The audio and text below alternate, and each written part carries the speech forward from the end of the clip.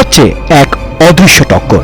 এপাশে সৌদি আরব, ওপাশে ইরান। আধিপত্য বিস্তারে ইরান জাল বুনেছে আর প্রক্সিদের ব্যবহার করে। মুসলিম বিশ্বের আরেক দেশ সৌদি আরব ক্ষমতার রোষ্টাই বাড়াতে যুক্তরাষ্ট্রের উপর নির্ভর করে। সৌদি আরব চায় ইরানের সামরিক শক্তিকে চ্যালেঞ্জ জানাতে।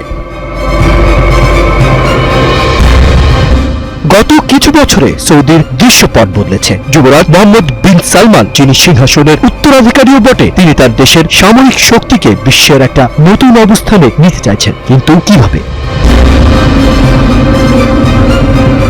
এই অঞ্চলে শক্তির লড়াইয়ে সৌদি আরব এক নতুন পথে পা রাখছে। গত কয়েক বছর ধরে সৌদি আরব এবং ইসরায়েলের মধ্যেও অদৃশ্য একটা সম্পর্ক তৈরি হচ্ছে, যা অনেকেই ধারণা করতে পারছিল না। কিন্তু এখানে কি এক গভীর প্ল্যান লুকোনো রয়েছে? কি হবে যদি সৌদি আরব তার আক্রমণ ক্ষমতা আরো বাড়ায়, বিশেষত তারা যদি এক নতুন অস্ত্র কিনে নেয়?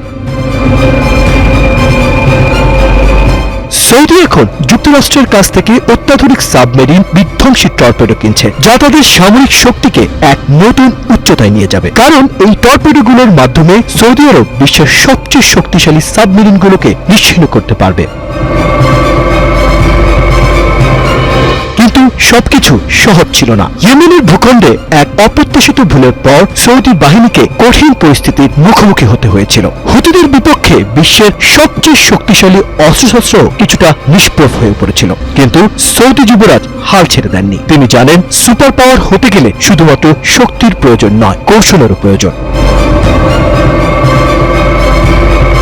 আমেরিকা থেকে 20টি MK-54 MOED zero lightweight torpedo কিনতে সৌদি আরব তার অনুমোদন পেয়েছে। এই টর্পেডোগুলোর মাধ্যমে সৌদি আরব তার শত্রুদের সাবমেরিনগুলোকে ধ্বংস করতে সক্ষম হবে। পৃথিবীর সমুদ্র পথে যে কোনো দেশকে চ্যালেঞ্জ জানাতেও প্রস্তুত হবে। যুক্তরাষ্ট্র সৌদি আরবের কাছে $78 মিলিয়ন 20টি টর্পেডো বিক্রি করবে। পেন্টাগনের মতে সৌদি আরব তার বর্তমান এবং ভবিষ্যৎ হুমকি মোকাবেলা করতে সক্ষম হবে। এই চুক্তি নিয়ে মার্কিন প্রতিরক্ষা মন্ত্রী লয়েড অস্টিন বলেছেন, সৌদি আরবের প্রতিরক্ষা ক্ষমতা বাড়াতে যুক্তরাষ্ট্রের প্রতিশ্রুতি অব্যাহত রয়েছে। তিনি সৌদি আরবের প্রতিরক্ষা মন্ত্রী প্রিন্স খালিদ বিন সালমানকে ধন্যবাদ জানিয়েছেন।